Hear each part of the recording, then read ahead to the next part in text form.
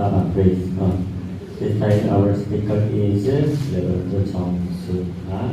Ngayon po ating tagapagsalita sa Reverend Chong Sun Ha. Chong Sun Ha. 할렐루야, 반갑습니다. 정수사 목사입니다. Nice to meet you all. I'm Chong Sun Ha. Nagagala ko po kayo makilala. Ako po si Chong Sun Ha.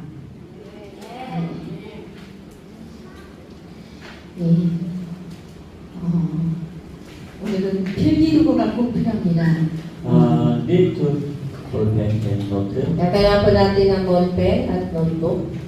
오늘 제가 강의를 맡아서 참 하나님께 영광 돌리고 여러분에게 또 이렇게 이런 시간을 주신 하나님께 참으로 감사를 드리며 오늘 참수학교에 또 우리 성도님들께 감사드립니다. I give thanks to the Lord. He gave me this time to share the word of God. Ako'y nagpapasalamat sa Panginoon na ibinigay niya sa akin ang oras na ito upang magbahagi ng salita ng I Diyos. give thanks to you also that you attended this seminar. At nagpapasalamat din ako sa inyo na kayo dumalo sa ating seminar. 강의 들어가기 전에 잠시 기도드립니다. Let's pray. Tayo bigyan na lang. 할렐루야, 찬양과 영광을 받으시 합당하신 아버지, 하나님의 귀한 전전으로 하나님 이 참수막 교회를 통해서 또 신학교를 통해서 우리 신학생들 하나님의 군사를 통해서 영광 받아 주시옵소서. Lord, give you all glory and honor and praise to you alone. Panginoon, sa iyo lamang ang kalulugatian, paggalang at respeto. And please bless them together here for study. Pagpalain mo po ang lahat ng narito upang mag-aral. 하나님의 지혜와 하나님의 지식으로 저들에게 충만하게 은혜로 풍성하게 채워 주심을 믿고 예수님의 이름으로 기도합니다. Lord, pour them your wisdom and knowledge. Panginoon, ibuhos mo po sa kanila ang iyong karunungan at kaalaman. We believe you will be with us in this time. Naniniwala kami na sa oras na ito, ikaw ay narito. I pray to the Jesus. Ang dalangin ito sa pangalan ng aming Panginoon Jesucristo. Amen. 아멘. 오늘은 성경 말씀 신약 성경 요한복음 14장 23절부터 26절까지 공급해 주세요. Open your Bible, John 14. Sa aklat ng Juan, chapter 14. 23절부터 시작했잖아요. John 14, 23 to 26. John 14, verse 23 hanggang 26. Sabay-sabay. John 14, 23 to 26. Sabay-sabay basahin. Sumagot si Jesus, ang umiibig sa akin ay tumutupad ng aking salita. Ibigin siya ng aking Ama, at kami pupunta at mananahan sa Kanya. Ang hindi tumutupad sa aking mga salita ay hindi umiibig sa akin. Ang salitang narinig ninyo ay hindi sa akin, kundi sa Ama na nagsugo sa akin. Sinabi ko na sa inyo ang mga bagay na ito habang kasama pa ninyo ako. Ngunit ang patnubay, ang Espiritu Santo na isusugo ng Ama sa pangalan ko, ang siyang magtuturo sa inyo ng lahat ng bagay at magpapaalala ng lahat ng sinabi ko sa inyo. Amen. 성령의 명칭은 히브리 언어 루아코디스인데 생명의 근원이 되시는 거룩하고 광명하신 영이라는 뜻입니다. Holy Spirit is in Hebrew is Ruhakodis. At yung salita, banal na Espiritu sa wikang Hebreo ay Ruhakodis. Luha Kodis. And it is the meaning of this is root of life, At ang kahulugan ng Kodis ay ugat ng buhay. holy and lion. Lion. Kagaya ng banal at maliwanag. 헬라 말로는 피우누마 하기온인데 생명을 주시는 거룩하신 영이라는 뜻입니다. And in Greek word, Sa wikang Griego, Pneuma Hagion, Pneuma Hagion, it means give life, Holy Spirit that give life, ibig sabihin, banal na Espiritu na nagbibigay ng life. buhay. 오늘은 성령님의 명칭을 공부함으로 성령님에 대하여 더욱 이해가 빠를 줄 믿습니다. So today I want to share about the name of the Holy Spirit, so you can more understand about the Holy Spirit. Ngayon, nais ko po ibahagi sa inyo ang pangalan ng Banal na Espiritu upang masigit ninyong maunawaan ang Espiritu Santo. Amen. 첫째, 삼일체 관계에서 보여주는 명칭들입니다. First, they in related in Trinity. Una, ito ay related sa Trinity. First, they in related in Trinity. They of good. They related in Trinity. Yung unang pangalan ng Espiritu Santo in related Trinity. 오늘 이 강의의 말씀은 제가 신학교 때 정통으로 공부했던 그 교재를 가지고 강의를 하고 있습니다. So I refer this book when I studied Bible school. At ito yung nirefer ko akla ng ito yung pinag-aralan ko sa Bible School. 첫 번째로 성부와의 관계에서 보여주는 명칭이 11번 나옵니다. First, 11 times mentioned related with God the Father. Una, 11 times na nabanggit na ito ay related sa Diyos Ama. 지금부터는 필기도구를 들고 기록하셔야 됩니다. So please record these verses. I-record po natin ang versikulong ito. 1. 하나님의 신, 창세기 1장 2절 말씀입니다. First is Spirit of God. Una, Espiritu ng Diyos. Genesis 1, Sa aklat ng Genesis, chapter 1, verse 2. verse 2. 마태복음 3장 16절 And Matthew 3:16. Mateo chapter 3, verse 16. 여러분들이 이 미션을 잘 풀면 영적으로 모든 것들이 풀려지고 삼일체에 대해서 이해가 빠를 것이고 공부가 될 것입니다. So if you can understand this, you can also understand a lot of Trinity. Kung maunawaan mo to, maunawaan mo rin ang Trinidad. 두 번째 주의 성령 누가복음 4장 18절 말씀 참조하셔서 기록하시기 바랍니다. And second is the Spirit of the Lord. Ikalawa, Espiritu ng Panginoon. Lucas 4:18. Lucas 4:18. 세 번째 우리 하나님의 성령 고린도전서 6장 11절 And third, Ikatlo, Holy Spirit of our God. Banal na Espiritu ng ating Diyos. 1 Corinthians 6:11. Sa unang Korinto, chapter 6, verse 11. 네 번째 그의 신 민수기 11장 29절 말씀입니다.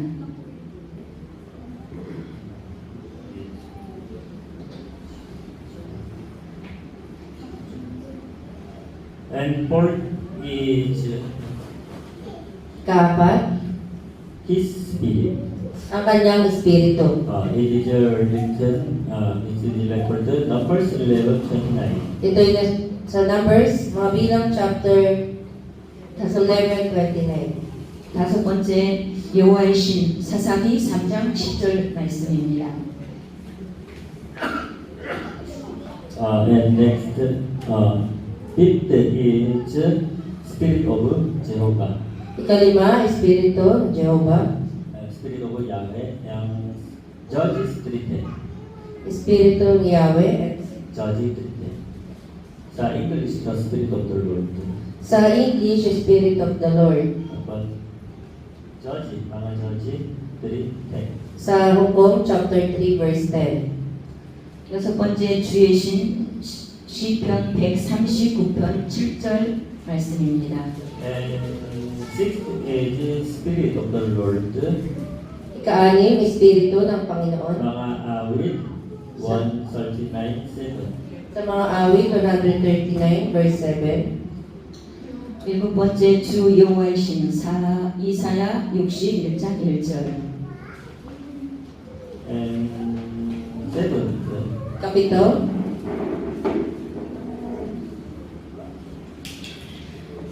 Spirit of the Lord. Espiritu ng Panginoon. Isaiah 61 verse 1.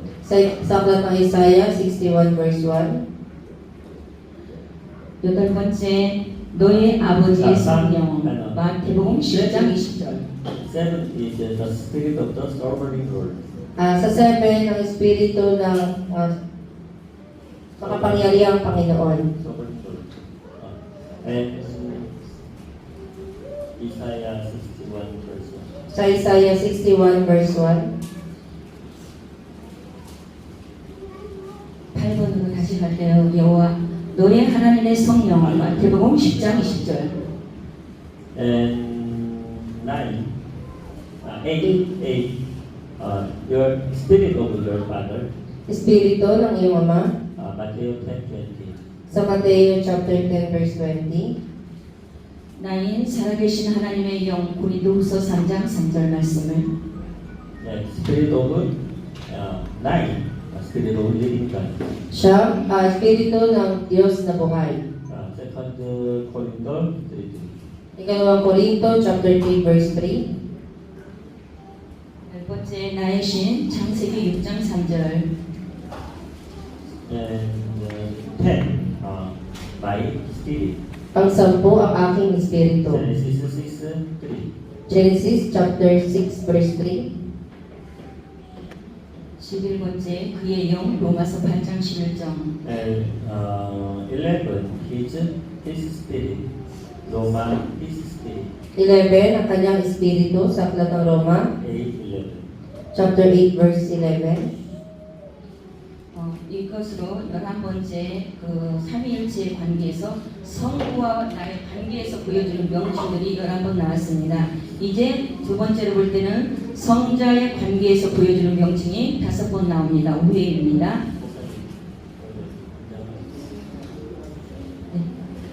So it is 11 times mentioned about 11 times mentioned the Holy Spirit related with God the Father.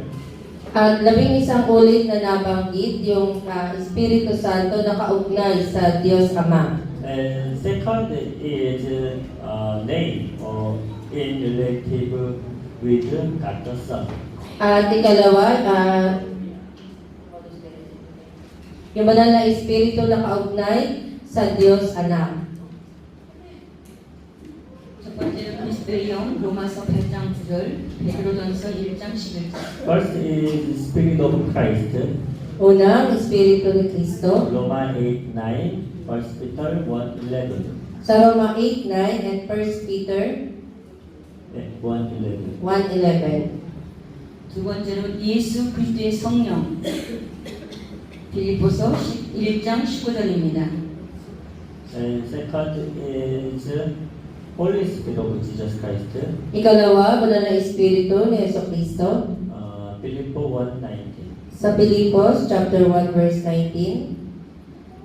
세 번째로 예수의 영 사도행전 16장 7절 말씀입니다. And third is Spirit of Jesus. Ikatlo, Espiritu ni Jesus. Acts 16:7. Mga Gawa chapter 16 verse 7. 네 번째로 그 아들의 영 갈라디아 4장 6절 And next is Spirit of His Son. Sumunod po, Espiritu ng kanyang anak. Galatia 4:6. Sa aklat ng Galatia 4:6. 다섯 번째로 주의 영 사도행전 5장 9절 8장 39절 And fifth is Spirit of the Lord. Ikalima, Espiritu ng Panginoon. Acts 5:9. Sa Acts chapter 5 verse 9. Acts 8:39. At Acts chapter 8 verse 39.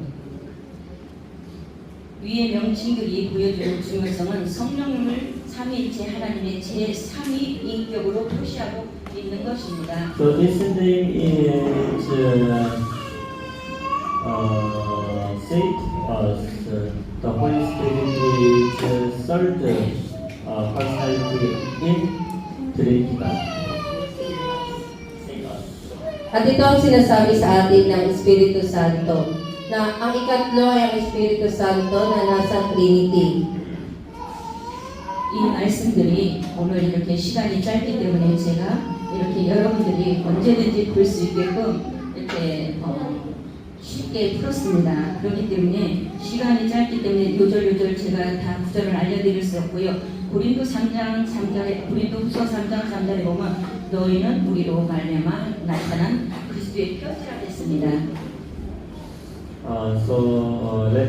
We have short time, so we cannot find the full all of these verses. At dahil po sa maikli yung oras natin, hindi po natin mahanap lahat ng versikulo. But 2 Corinthians chapter 3 verse 3. Pero sa ikalawang Korinto, chapter 3, verse 3, You show that you are a letter from Christ. 두 번째로 보면 성령님의 속성을 비롯하는 말씀입니다. First, 2 Corinthians 3:3. You show 2 Corinthians 3:3. sa ikalawang Korinto, chapter 3, verse 3, You show that you are a letter from Christ. sinabi po rito, ipinapakita ninyo na kayo ay sulat ni Kristo. Amen. 둘째, 성령님의 속성을 보여주는 명칭들입니다.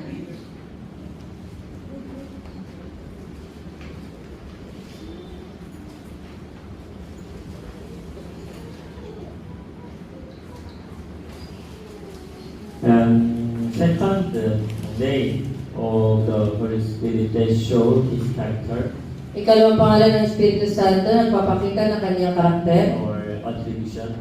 o ng ugali, kaugalian. 성령님의 속성을 나타내는 풍성한 계시들이 성령의 명칭들 속에 들어 있습니다.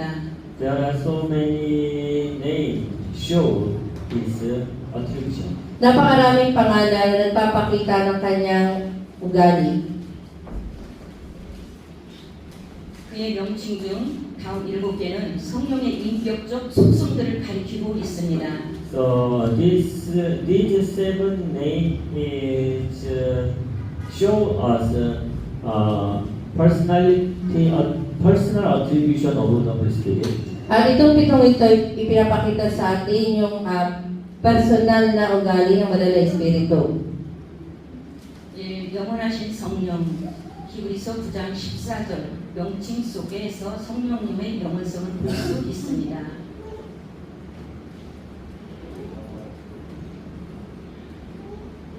Eternal, first is eternal, the eternal spirit. Una, ang walang hanggang Espiritu. Hebrews 9:14. Sa aklat ng Hebreo, chapter 9:14. So through this name, we know His attribution is one of His attribution is eternal. At sa pamamagitan nito, Eternity. nalaman natin na isa sa kanyang attribution o ugali at siya ay walang hanggang Espiritu. Amen. 두 번째로 영광의 영, 베드로전서 4장 14절 말씀입니다. And second is spirit of glory. Glory. Ikalawa, Espiritu ng kalwalhatian. Second, 1 Peter 4:14. Unang Pedro, 1 Peter 4:14. chapter 4, verse 14. Spirit of glory. Yes, ang Espiritu ng kalwalhatian. Amen. 명칭은 성령님께서 성부, 성자와 동일하신 명화로운 존재이심을 보여주고 있습니다. It is show us He is glorious existence, same like God the Father and God the Son. Pagpapakita ito na ang Espiritu ng kalwalhatian ay umiiral na kagaya ng sa Diyos Ama at Diyos Anak. Amen. 세 번째로 생명의 성령, 로마서 8장 2절. And third is spirit of life. Ikatlo, Espiritu ng buhay. Roma 8:2. Sa Roma chapter 8, verse 2. 명칭은 성령의 영원하신 생명을 말해주고 있습니다. So this name show us attribution of Holy Spirit that is eternal life. Napakita po dito na yung attribution o ugali ng Espiritu ay walang hanggang buhay. 네 번째로 성결의 영, 로마서 1장 4절. And fourth is spirit of holiness. Ikaapat, Espiritu ng kabanalan. Roma 1:4. Sa Roma chapter 1, verse 4. Spirit of holiness. Espiritu ng kabanalan. 명칭은 성령의 거룩성을 말해주고 있습니다. It show He is holy. Pinapakita po dito na siya ay banal.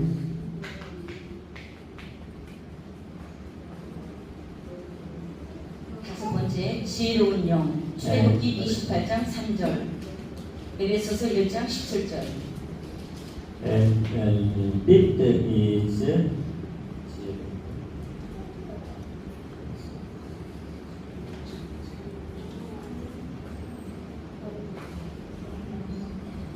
spirit.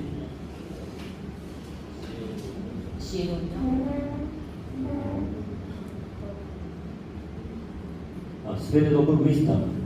Sumunod, panglima na, espiritu ng karunungan. Exodus 28:3 and Efeso 1:17. Exodus 28:3 and Efeso 1:17. 1:17. 성령님의 지성을 보여주고 있습니다. It shows His wisdom, Pinapakita po dito ang kanyang karunungan wisdom and revelation. at ang kanyang kapahayagan. 성령을 받은 자는 더욱 더 지혜로워야 하고 총명해지고 분별력이 있는 인격자가 되어야 하는 것입니다. So those who receive the Holy Spirit should be wise and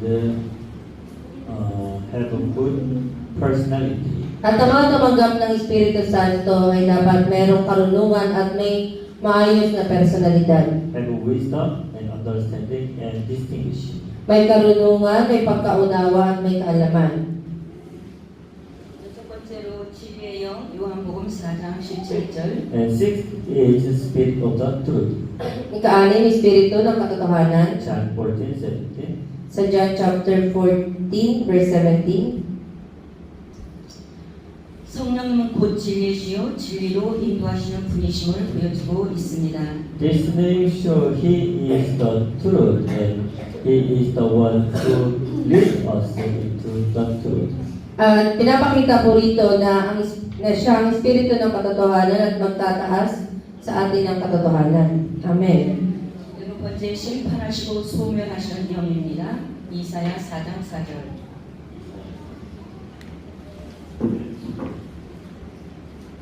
Seventh, Ikapito, He is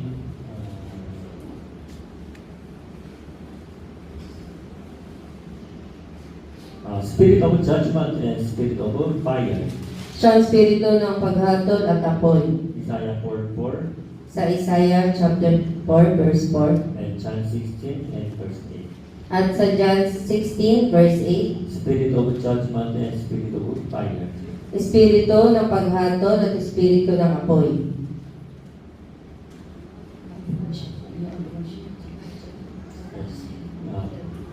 Isaiah 4:4 and John 16:8. And Isaiah chapter 4, verse 4 and John chapter 16, verse 8.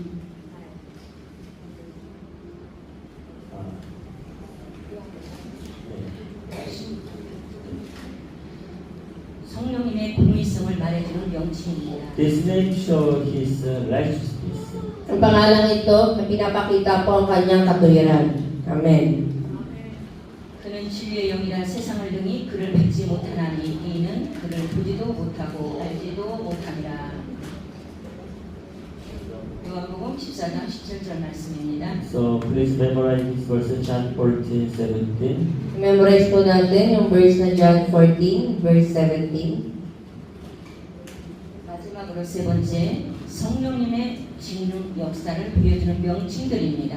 And the third is name that show work of the Holy Spirit. Ikatlo, pangalan na nagpapakita ng pagkilos ng Espiritu Santo. 지혜와 총명의 신, 모략과 재능의 신, 지식과 여호와를 경외하는 신. 이사야 11장 2절. First is spirit of wisdom and understanding. Una, Espiritu ng karunungan at pagkaunawa. Isaiah 11 verse 2. Sa Isaiah chapter 11, verse 2. 이런 명칭은 성도들을 가르치고 인도하고 힘주시는 성령의 하나님의 사역들에 대하여 말하는 명칭입니다. It is work of the Holy Spirit that He lead people of God to the truth. At ito ang Espiritu ng karunungan at pangunawa, Espiritu na gumagabay tungo sa katotohanan.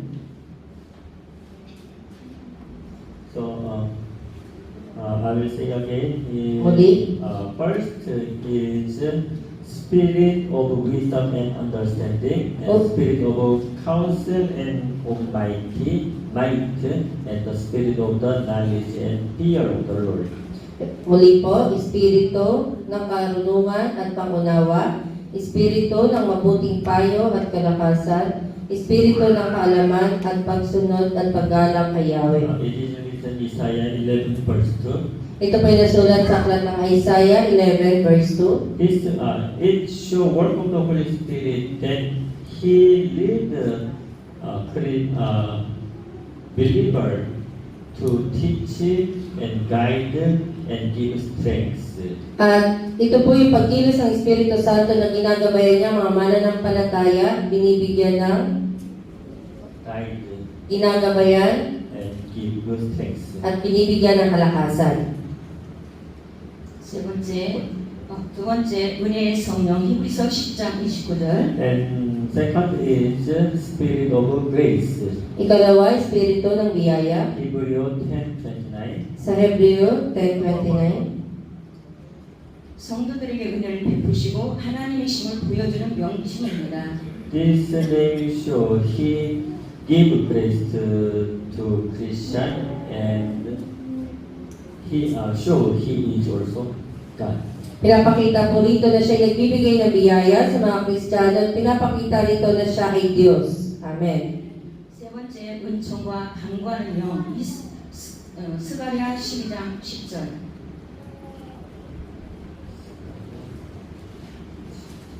구약 성경 스가랴 12절 10절.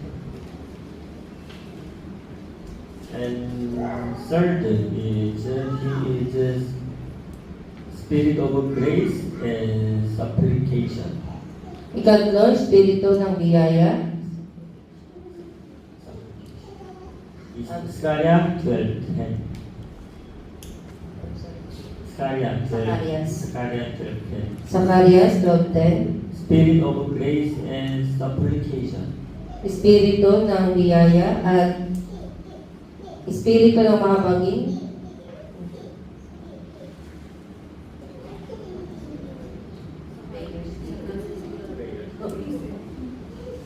Spirit of grace and prayer. Okay. Yan, dito po sa Zacarias 12:10, Espiritu na mahabagin at mapanalanginin. 네 번째 양자의 영, 이 양자의 영 로마서 8장 15절. And fourth is spirit of adoption. Ikaapat, Espiritu ng pagkupkup. Roma 8:15. Sa Roma 8:15, 우리를 하나님의 양자로 삼아주시고 그의 사연에 대한 계시입니다. Make us to be children of God. na naging mga anak ng Diyos. And this verse really is work of Holy Spirit. At ang verse na ito, ang kapayagan ng pagkilos ng Espiritu Santo. Amen. 다섯 번째 보혜사 여기는 구절이 많습니다. 요한복음 14장 16장 또 26장 16절 7절 이렇게 있습니다.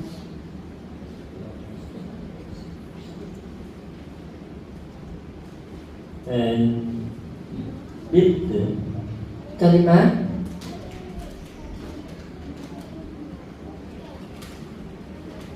advocate or counselor. Ikalima, advocate o tagapayo. John 14:16, Sa John chapter 14 verse 16 John 15:26, at sa John 15:26, John 16:7. John 16 verse 7.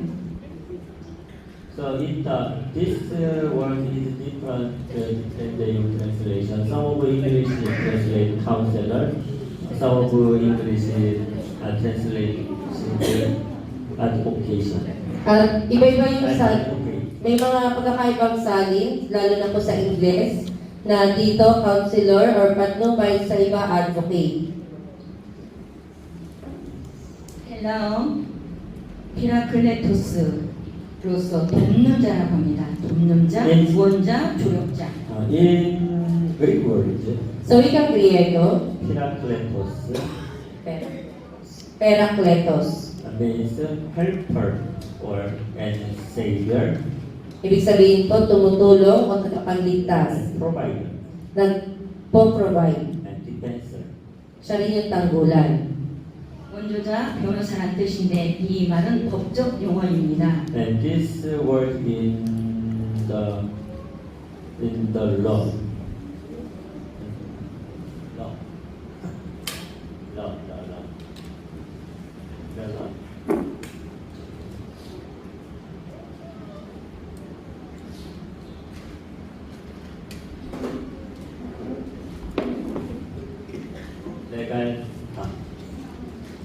Legal terms. Legal. Ito yung mga legal terms o yung mga Provider legal, or defensor.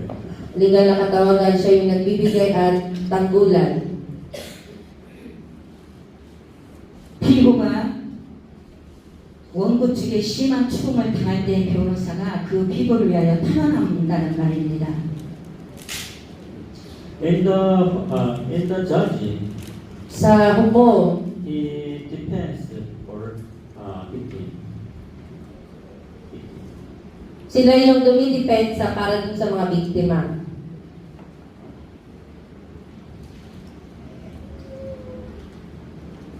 성령님은 죄인인 우리들 편에서 변호 역할을 하시기 때문에 마귀에서 승리케 하시는 그의 진영을 표현한 명칭들로 보혜사입니다. So the Holy Spirit defends us from Satan. Ang banal na espiritu ang dumidepensa sa atin mula kay Satanas.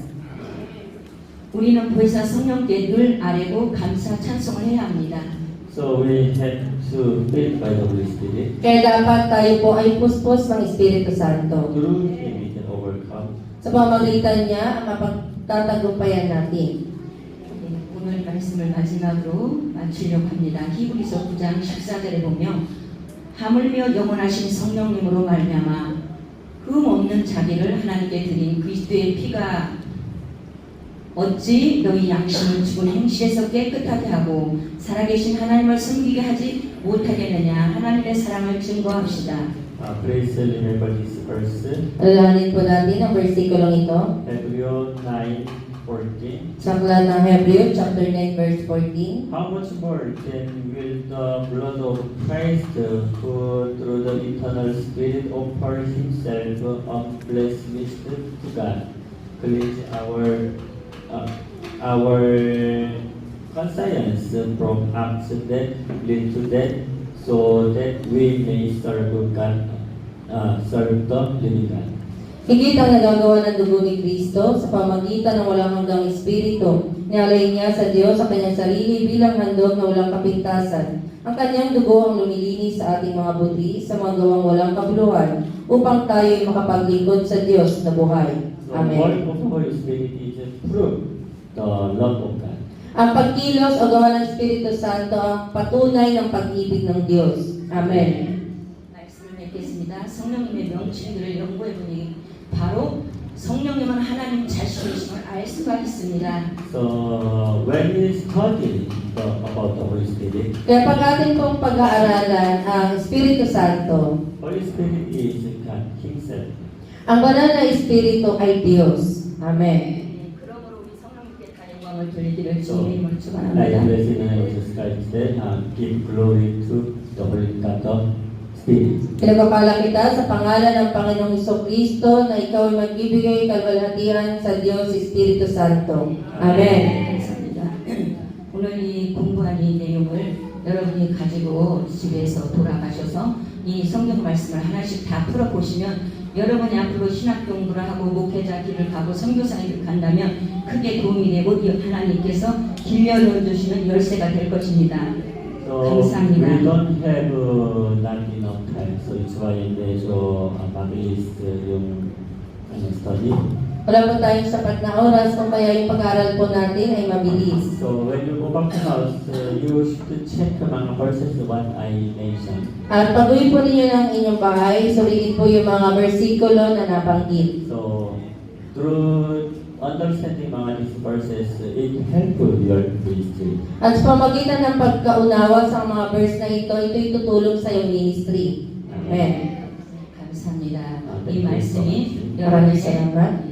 마스터 키가 되기를 주님 이름으로 부탁드립니다. I hope these verses will be master key of your ministry. Nawa ang mga versikulong ito ay maging susi ng iyong ministry. Amen. Let's pray. Tayo po'y manalangin. 할렐루야 사랑 많으신 아버지 영광을 물로 받으시옵소서. 이 시간 드려지는 시간을 받아 주시옵소서. Lord, we give you glory and honor alone. Panginoon, ikaw lamang o Diyos ang aming binibigyan ng kalwalhatian at pag-ibig. 필리핀 땅을 축복하여 주시옵소서. Lord, please bless Philippines. Panginoon, pagpalain mo po ang Pilipinas. 이 백성들을 지켜 보호하여 주시옵소서. And protect your people in Philippines. Ingatan mo po ang iyong bayan dito sa Pilipinas. 가난과 고통과 괴로움에서 건져 주시옵소서. Deliver them from poor and suffering. Iligtas mo po sila mula sa kahirapan at pagdurusa. 저들의 영혼이 귀하니 저 영혼 구원하여 주시옵소서. Lord, please save their spirit. Panginoon, iligtas mo po ang kanilang espiritu. 감사드릴 때 예수님의 이름으로 축복하며 Thank you so 기도합니다. much. I pray to the name of Maraming salamat po. Ang dalangin ito sa pangalan ng aming Panginoong Hesus Kristo. Amen.